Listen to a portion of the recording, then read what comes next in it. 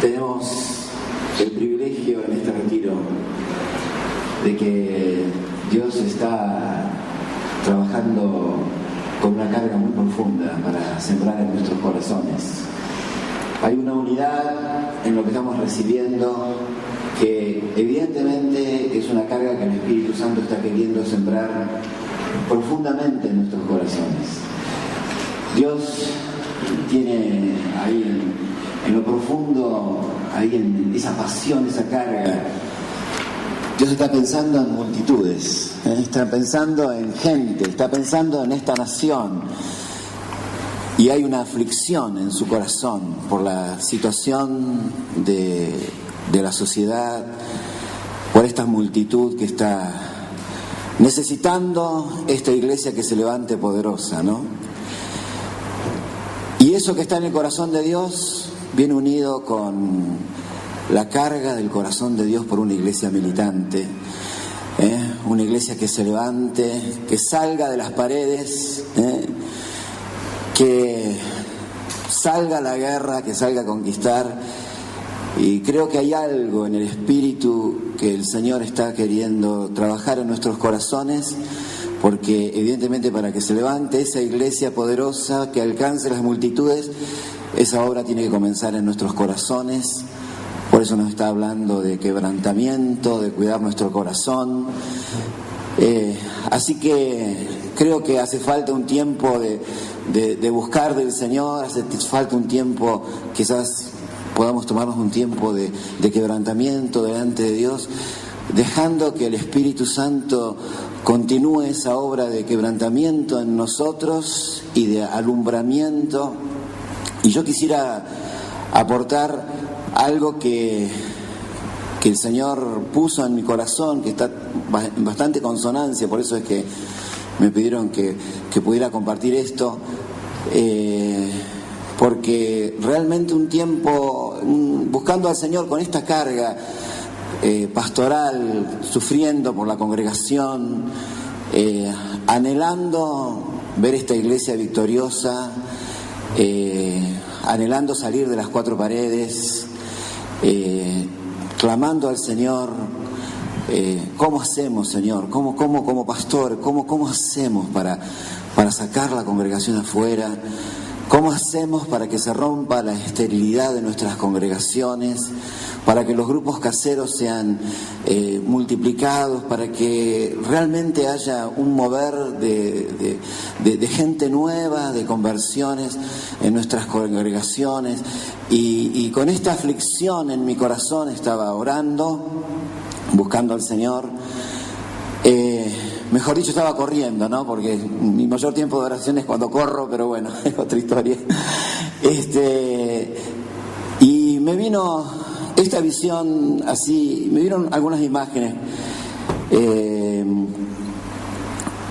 relacionadas con Ezequiel 47 y 43 del río, que todos conocemos muy bien, que hemos escuchado muchas predicaciones respecto de eso, pero me vinieron dos o tres imágenes en diferentes momentos que me fueron alumbrando mucho en función de esta carga que había en mi corazón, ¿no?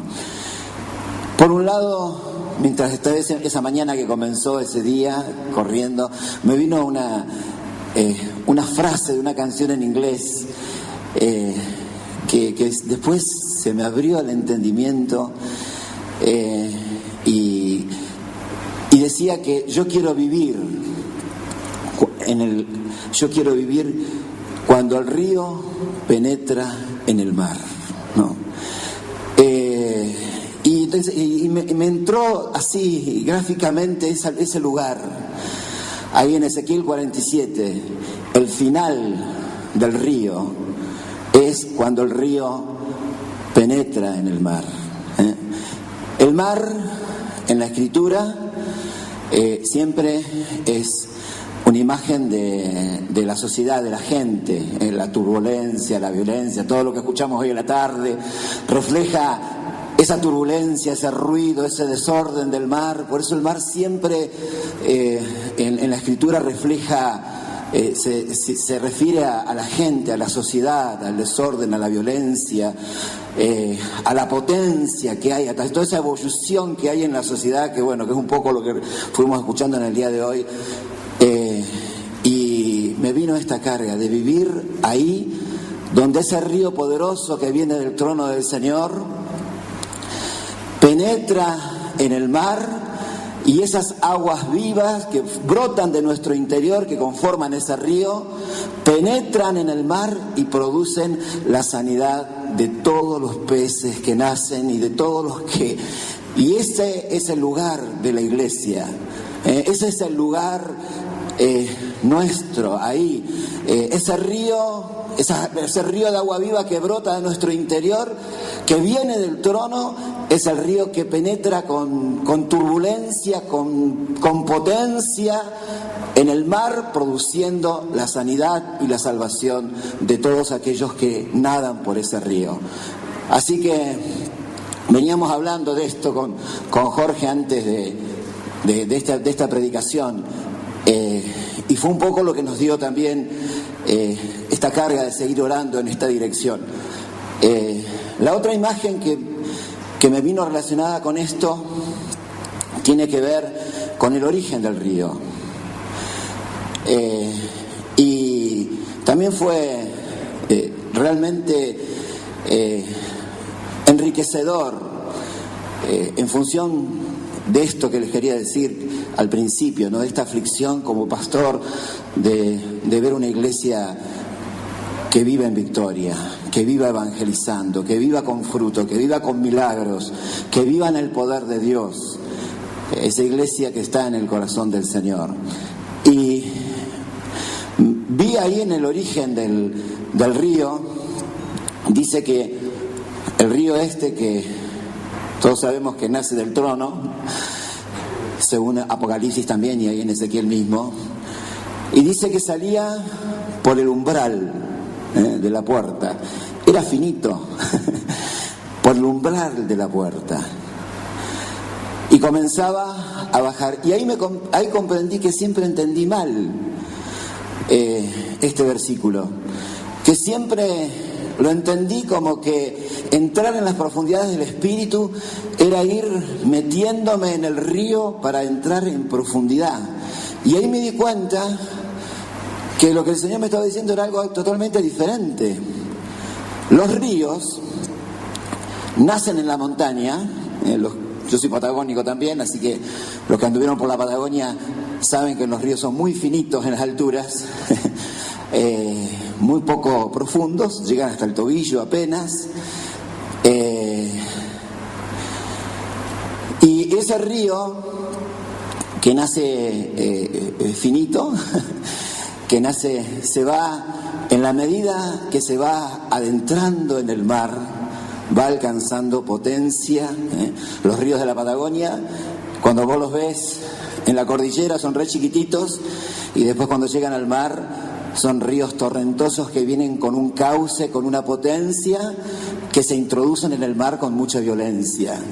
Y esa es la imagen del río que nosotros estamos. Por eso entendí que profundizar en el Espíritu era dirigirme del trono hacia el mar.